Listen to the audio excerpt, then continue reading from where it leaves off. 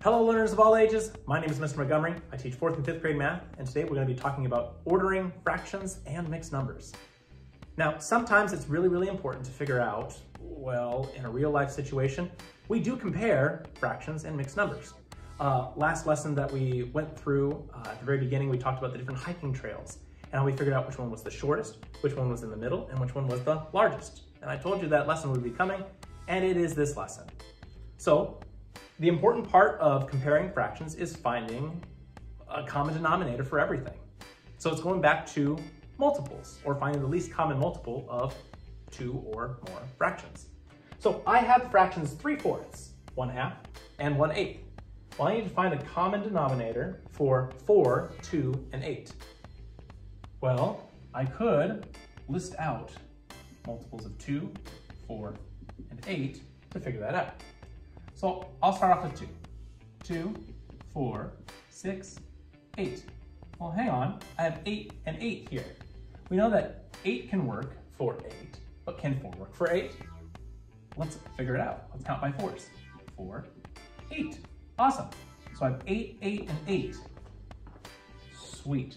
I found my common denominator. They're all 8s. And the best part about this is, well, 8 didn't change at all with 1/8. So the 1's not going to change either. 2, well, I know 2 times something is 8. 2 times what is 8? It's 4. 2 times 4. And whatever I do to my denominator, I'm going to also have to do the same thing for the numerator. What's 1 times 4? 4. And 4 times 2 is 8. 3 times 2 is 6. So now I have 6 8s, 4 8s, 1/8, but it's very important for us to use the original fractions when writing our answer. So, which one is the, I'm trying to remember, do they ask for the smallest? It says complete the fraction, write the order from greatest to least. It's very important to put greatest to least. Well, the greatest one is 3/4. The middle one is 1/2. And the smallest one is 1/8. Notice how I use the original fractions in my answer. I'm going to separate them with semicolons. And ironically, the answer is the same as the question. Now, when we're comparing mixed numbers and ordering mixed numbers, it's the same as what we did yesterday. We compare the whole number part first. So if I'm comparing the whole number of all my numbers here, I have 2 and 3/10, 1 and 9/10, and 2 and 2/5. Comparing the whole numbers, I have 2, 1, and 2, and I'm going from greatest to least. Well, I know that the smallest number that I have is going to be 1 and 9/10. I know that one is all checked off. But I have 2 numbers that have 2 at the beginning. I'm going to be focusing on their fraction part now. I have 3/10 and 2/5. Well, I have 2 denominators that are different, and I need to figure out a way to make them a common denominator. So I have 5 and 10. I'm going to be listing the multiples of 5 and 10.